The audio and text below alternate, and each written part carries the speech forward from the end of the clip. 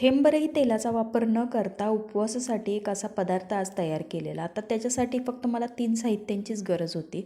आता त्याच्यासाठी मी इथं शाबू घेतलेला होता. तो शाबू डाग पडेपर्यंत चांगला भाजून घेतलेला होता आणि नंतर तो थंड करण्यासाठी ठेवून दिला.